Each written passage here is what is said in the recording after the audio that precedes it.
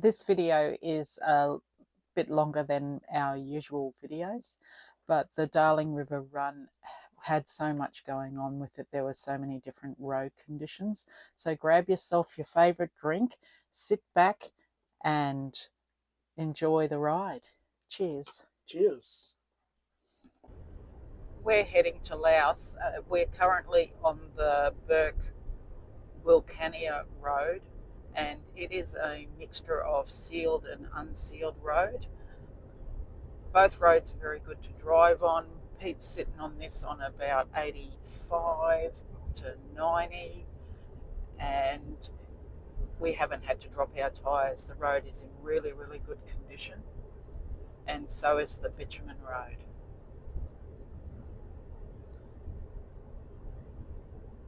This is the 19-mile weir, which is located on the Bourke Wilcannia road.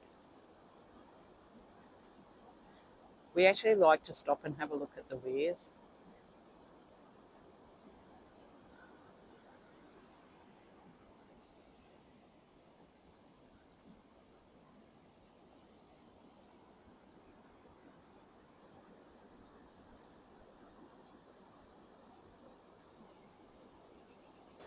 Just a little bit closer to the weir.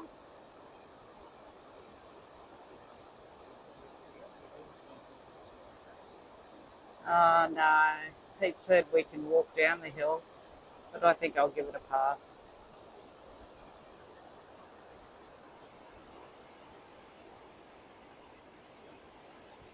To get down to the weir is a good wide track, plenty of room for your car and your caravan, and parking up as well.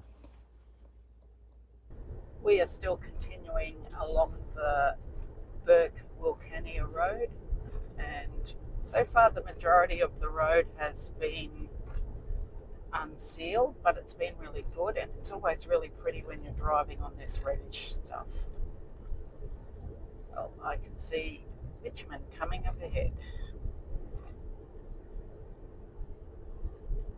There are plenty of goats along here. We've seen hundreds of them.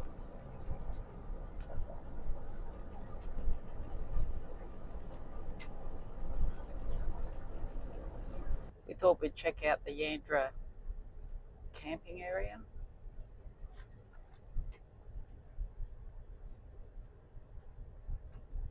You must book this online.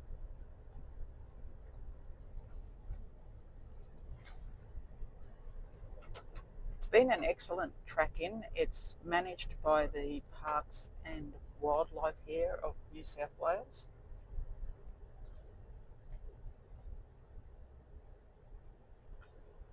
So this is in the campground area itself. You must book in advance. It's $12.30.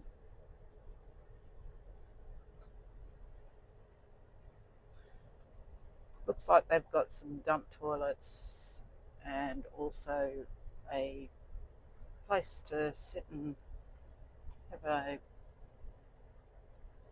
meal.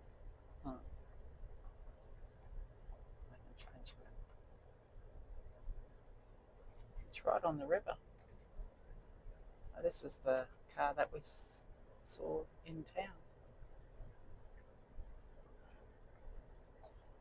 The campsites, some of them say that they're so big you could have 36 people here.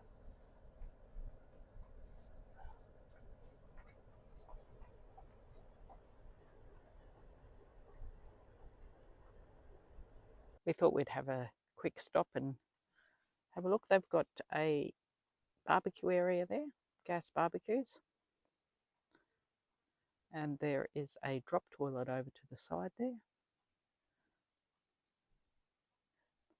Look, plenty of room for you to access your caravan around in here, regardless of the size. And the sites are really, really big. They certainly allow for plenty of seating around the place.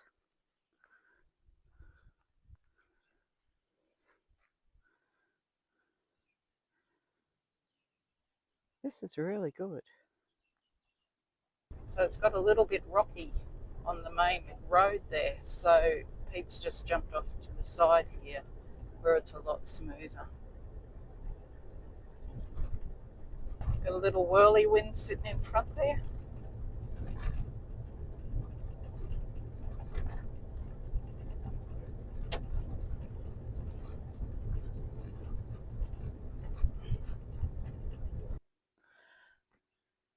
Now Louth is around about 100 kilometres west of Bourke and about 130 kilometres northwest of Cobar.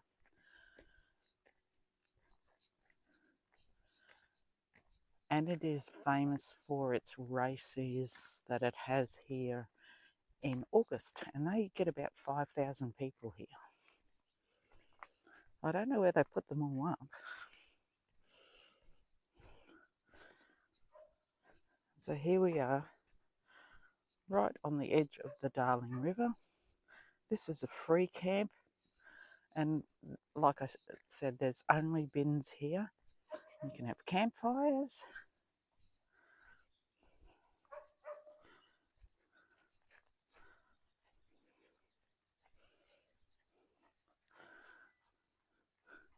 You just got to cross this bridge just to get over to the other side.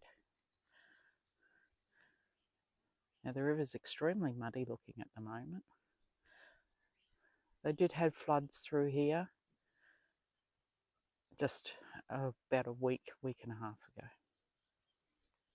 You can go fishing here. And there's Murray cod in the river. We're just crossing over the bridge just to have a look at what's in town. This is the Darling River here. Even though it's a bit muddy, it does look spectacular. We are camped just to the side here. I'll see if I can get a better shot of it. And there we are, right on the edge of the river.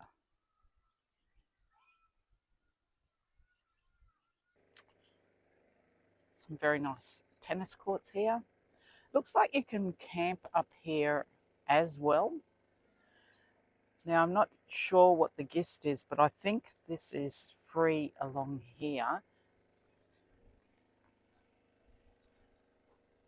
And the pub was quite noisy last night, so I don't think I'd actually really want to stay here. And these people are running a generator, so I don't know if that's been going on all night. And here is the pub just here. And they have camping beside the pub. I'll just get up to it for you. Like it has fuel here. And this is its own camping ground. So this is a paid for one. It's fully self-contained on the levee, and it is laundry facilities. You can go over and get beer, the dining room, coffee, fuel, and a few grocery items must be in there.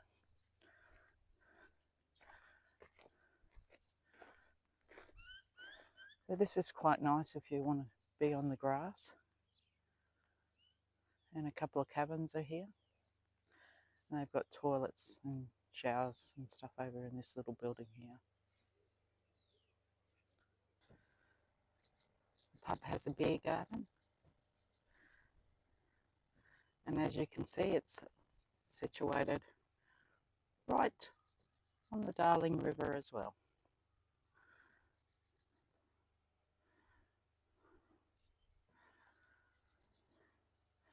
That's it for what's in town here. It is only a very, very small town.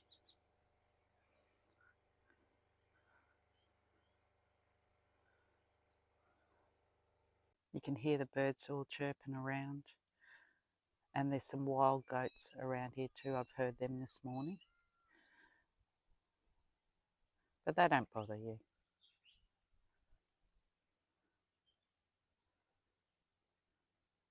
You're looking for a place just to chillax, this is the spot to be here in Louth.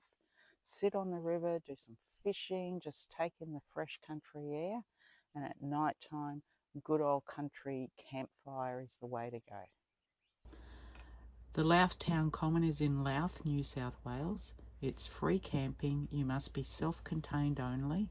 There's caravans and RVs, camper trailers and tents are allowed. Everything is non-powered. They've got Telstra reception there. It's pet friendly. They've got rubbish bins and recycle bins. According to Wikicamps, you can go swimming in the creek and you can also go fishing, and campfires are allowed, and the only things that are nearby is a pub, bistro and a fuel station, which is attached to the pub. We've turned into Dunlop Station and we're greeted by the resident emu, obviously, showing us the way. We're looking at doing a farm tour and possibly a farm stay.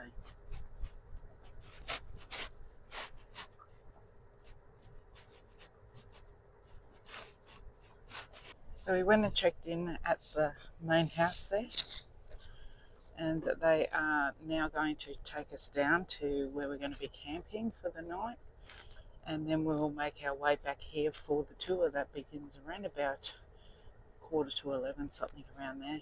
They want us to be back here by about 10:30.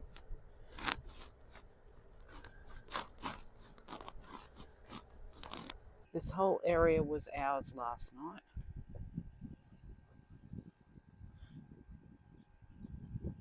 And they're happy for you to collect wood for your fire pit.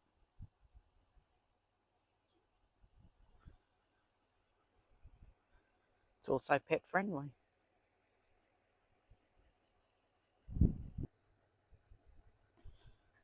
It's really beautiful here at Dunlop Station.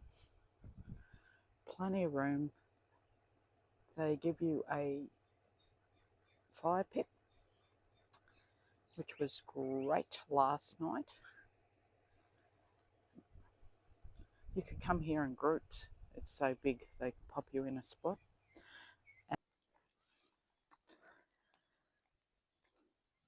What a perfect evening. We are at Dunlop Station and we've had a couple of drinks, I must admit, and we're sitting in front of the campfire just having a wonderful time.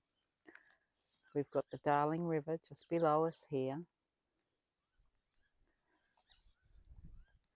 and it is superb. We can hear the birds chirping. There's kangaroos with their babies in pouches, their little joeys.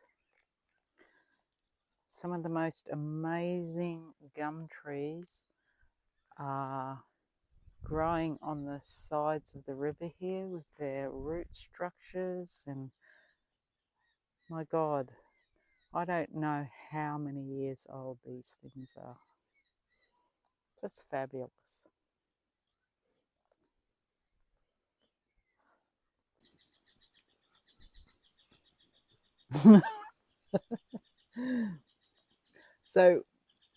So I start everything this way. We decided to stop here at Dunlop Station and do the tour that they have here. The tour costs $25, and to camp here overnight is $20. Yep. And we have got the Darling River just off to the side here, and we have a whole area to ourselves. It's just beautiful, and we have the campfire as well, which they supply, which is absolutely fabulous.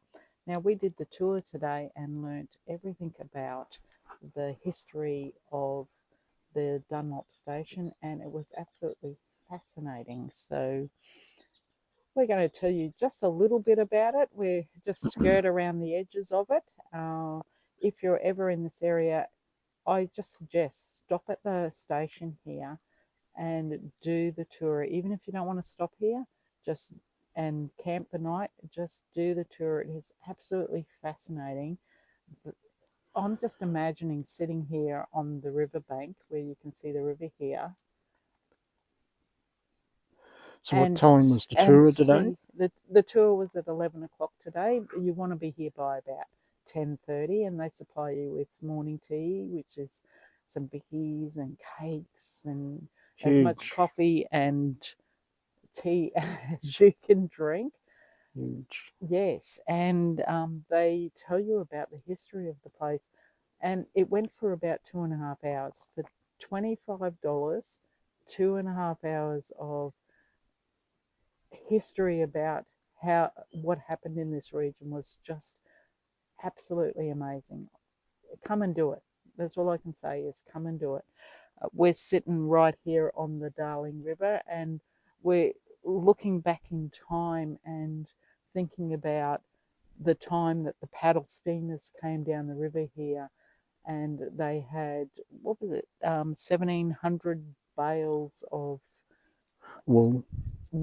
Yeah, 1,700 bales of wool on the paddle steamers going down here, and the paddle steamers were coming down with grocery items and stock and everything like that for some of the homestead people as well. It was, I'm just sitting here just thinking about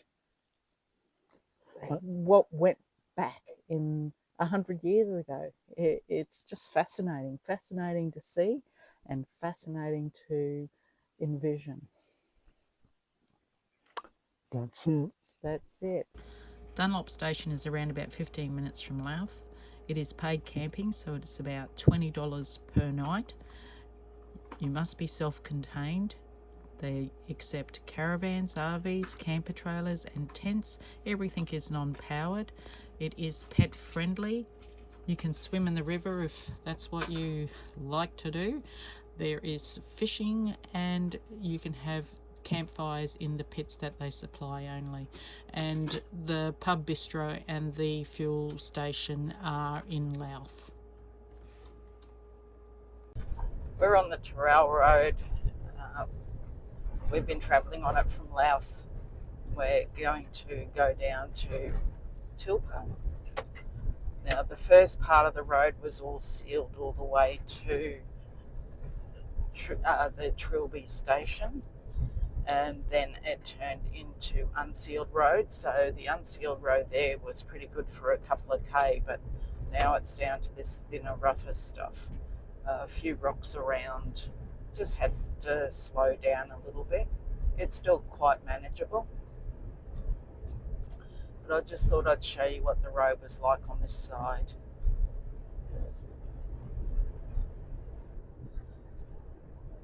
The road has changed again.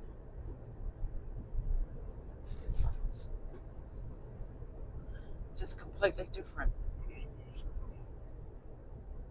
Oh, we got some emus up here. Oops.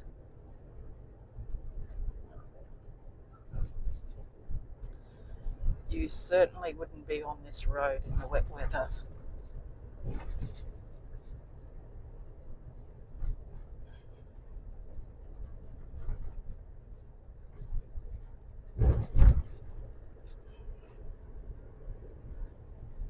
And it's time for the sheep to cross the road.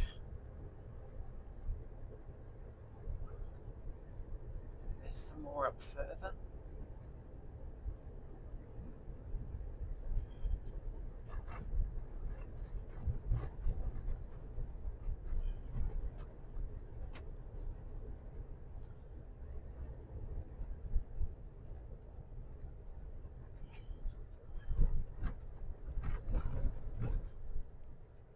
This looks pretty cool.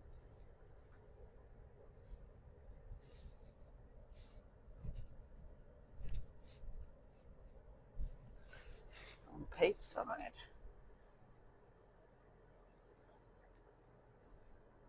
Very cool indeed. That explains why the sheep had wet, muddy feet.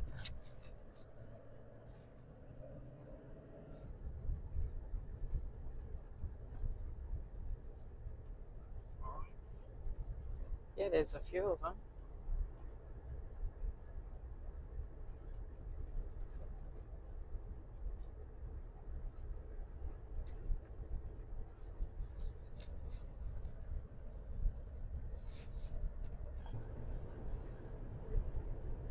So we're only about 20 kilometres east of Tilpa, and the road has widened out again. It's a little bit more comfortable. It's been funny conditions all the way along, so but very manageable, and you can still keep your speed up. Didn't have to drop any pounds out of the tyres at all.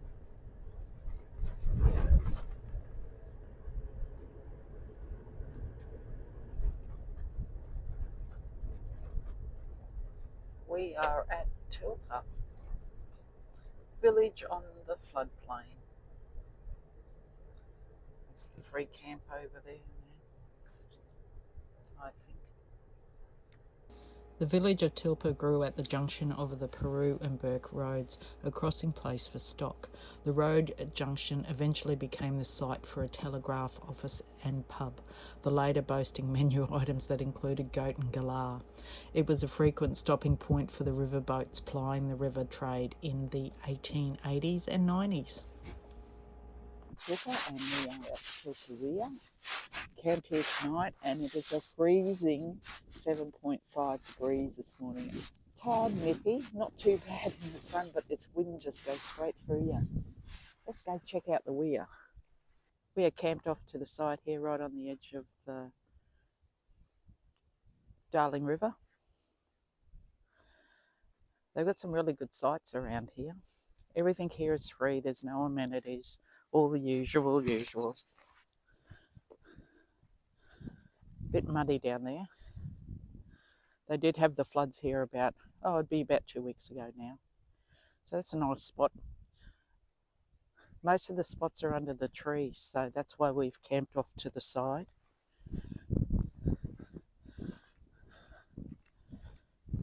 Whoa.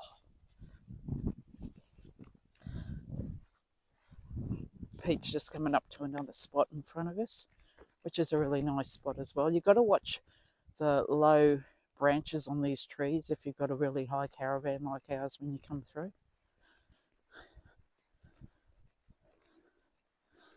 So this is really good. Stop here for a little while, throw a line in, catch some Murray cod, maybe some yellow belly. So this is where you drive into the Tilpa Weir area. We're not 100% sure where the weir is. We think it is just there, but because they've had these floods, the water levels might still be running right over the top of it. So we're not sure if it's actually situated in that section there. There's more camping down to the side here as well. This is definitely not a wet weather area. Look at this. They had a bull walking around here yesterday. I'd say these are from him. So it is still quite soft, the ground here, and that's around about 2 weeks on from these floods.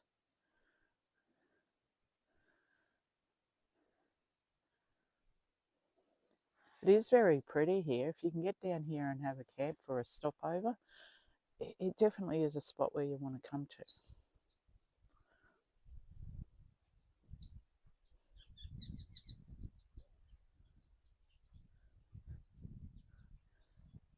So Tilpa has the weir, and it had a pub, and that was about all that we could see when we drove in yesterday. We actually had lunch at the pub yesterday, and it was $17 for a steak sandwich and with a few chips.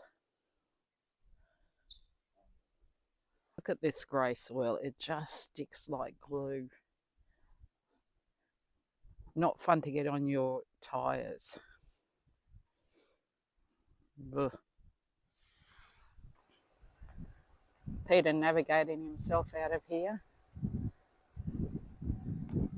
trying to make sure he doesn't hit these trees underneath.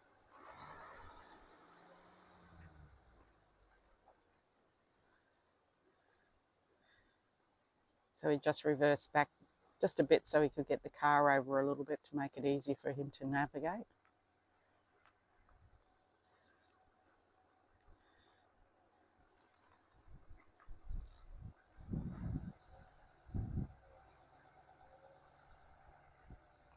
Plenty of room underneath there. It's got about a foot's grace.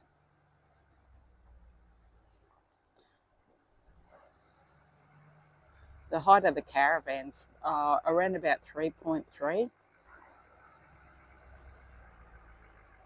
and Silver with its antenna up is, or the aerial up is about 2.9.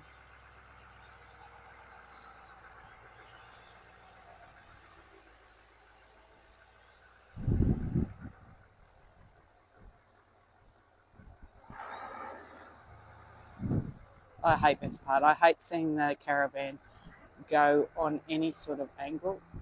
It scares the bejeekies out of me. Oh, that wasn't too bad.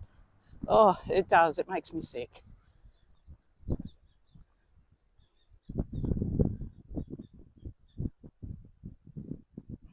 Off to the Menindee Lakes now.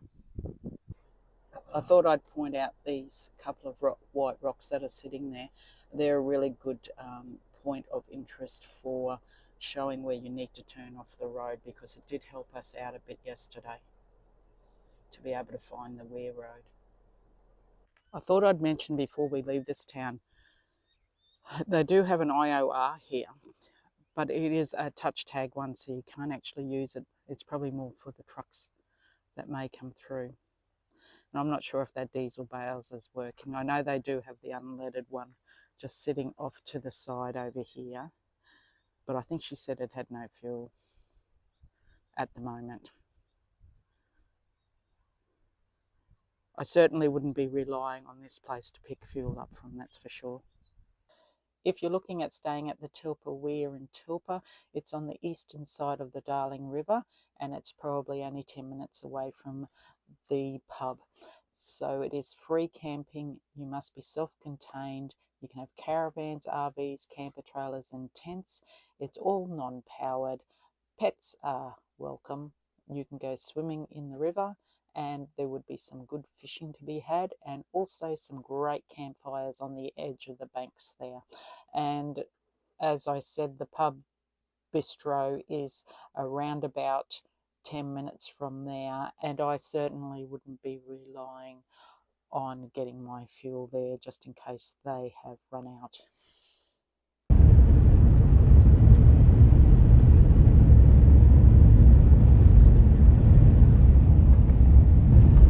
We are travelling on the West Tilpa Road. We are about halfway through from Tilpa through to Wilcannia, and the road has been like this pretty much all the way, a bit rougher in some spots. Pete's been doing around about those 70-80 kilometres, so it hasn't been too bad. I just thought I'd show you what this road was like.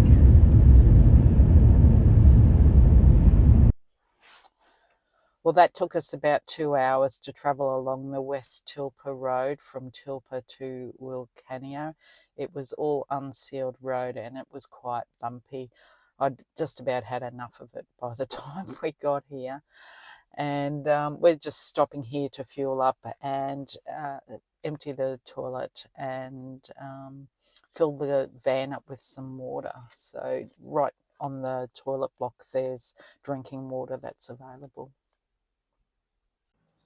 There's 2 fuel stations here in Wilcannia. One is an amp hole, and it is 22 cents more expensive than what it is at this BP. Now, it's a 24-hour service station, and it's one of these prepaid ones.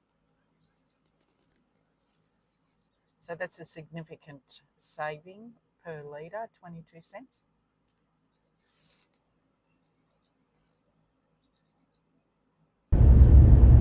We're on the West Wilcannia Road, going from Wilcannia through to Menindee Lakes. The road has been totally unsealed, and it was a drive with caution, and it is quite, I don't know if bumpy is the right word for it, but it's certainly throwing us around just a bit. It looks like there was lots of cars that have gone down here, and it's been a bit ruddy, so it kind of throws you off the side a little bit. Although Pete's been sitting around about that 70k mark, a bit higher, a bit lower in certain areas. So there's about 2 hours of this road. Oh, there's some emus. Look, there we go. There we go. We've seen a few as we've been travelling along. There's a couple of groups of them. We've only seen some dead roos. We haven't seen any live ones, which is good. I've seen a couple of goats off to the side there before as well. So hopefully this gives you some idea of what this road is if you're going to travel it yourself. Parts of the West Wilcannia Road are quite good.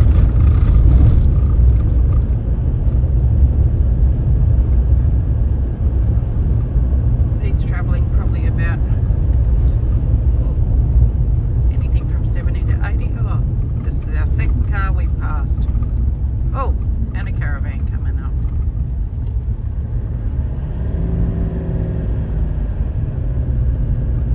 Working together. Well done. Finally, after 137 kilometres, we have hit the bitumen road.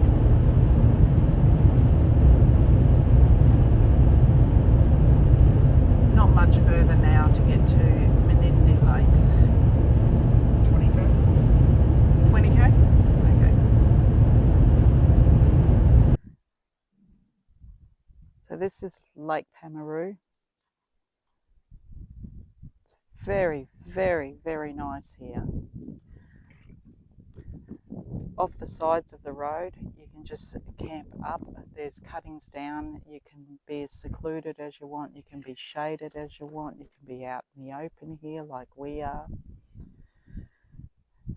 We do that so we can get plenty of solar into the van. The road is just up here. It can be a little bit corrugated in areas. And the sunsets here are to die for. There's no amenities in this sort of section. You'd have to go to the Bourke and Wills area and one of the other spots for amenities. It's just toilets anyway, but they do have bins jotted all around the place here, which is really helpful. This is the weir at Lake This is the weir at Lake Pamamaroo. There's a few people on the banks here fishing. They're catching yellowbelly. Apparently they're quite big.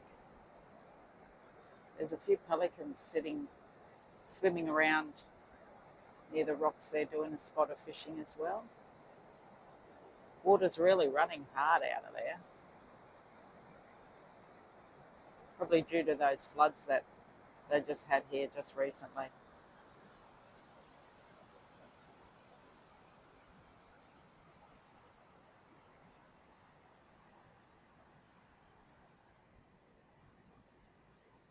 A few more pelicans down there.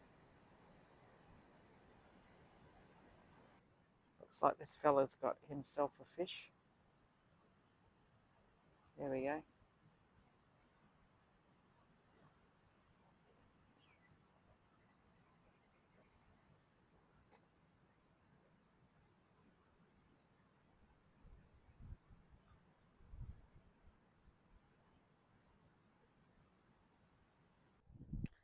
This is main weir,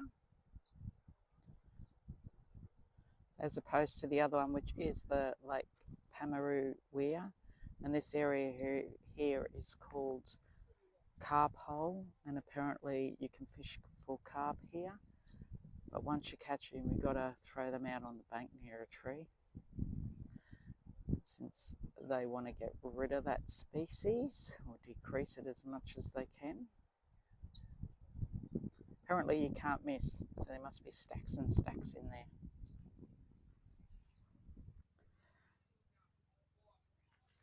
This is still part of that carpole area.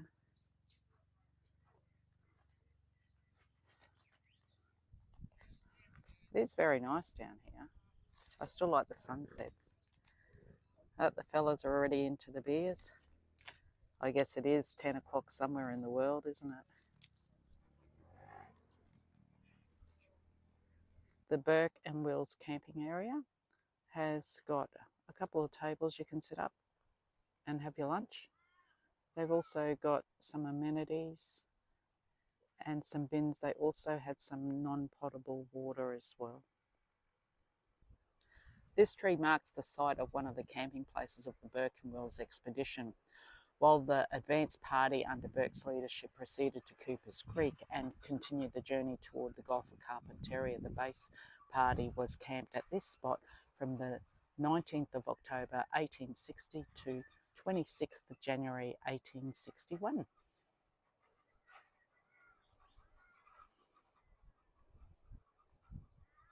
Lake Pamamaroo is probably only about a 5 or 10 minute drive from the township of Menindee, and it's a very pretty little town. It's got a bit of street art happening in there and some sculptures, and it looks really, really good. Some public toilets there and showers that you can use. There's a pizza shop and another takeaway. There's a fuel station and also a pub. They also have a supermarket, and for one of those really good things to do is go to the national park that they have there.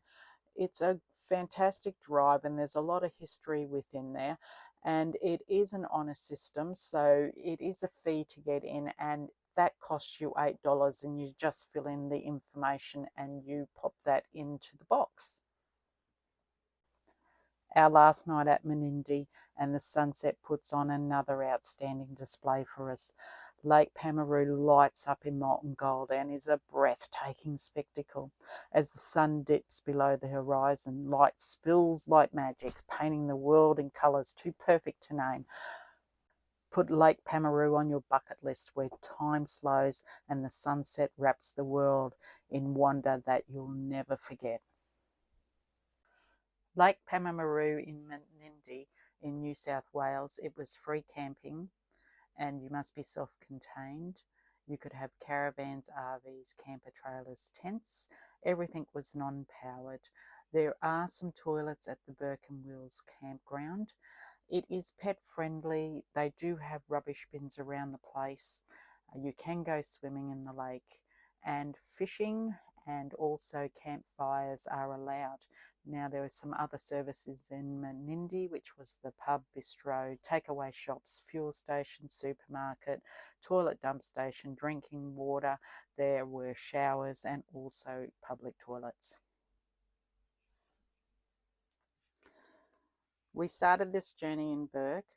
We travelled on the east side of the Darling River on the Bourke-Wilcannia Road.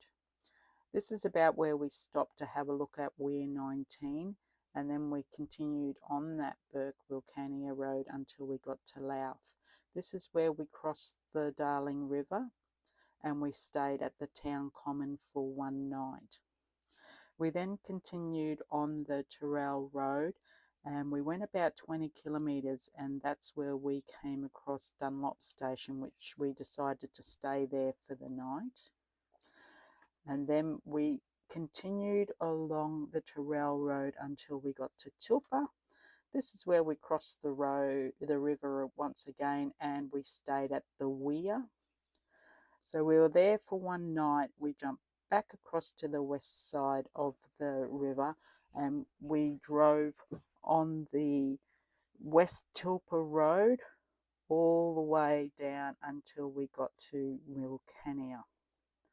We then continued after lunch onto the Lake Pamamaroo on the West Wilcannia Road. Now, the distance between Bourke and Louth was 99 kilometres. From Louth to Tilpa, it was 91 kilometres. From Tilpa through to Wilcannia was 128 kilometres, and from Wilcannia through to Menindee was 151 kilometres. Now this section here, this was a mixture of sealed and unsealed road, and I'd have to say that the biggest majority of it was unsealed. Once we got to Louth, from Louth through to that Dunlop Station and then on to Trilby Station, which was another 5 kilometres, was all bitumen, and then everything from here was all unsealed road until you got to Menindee.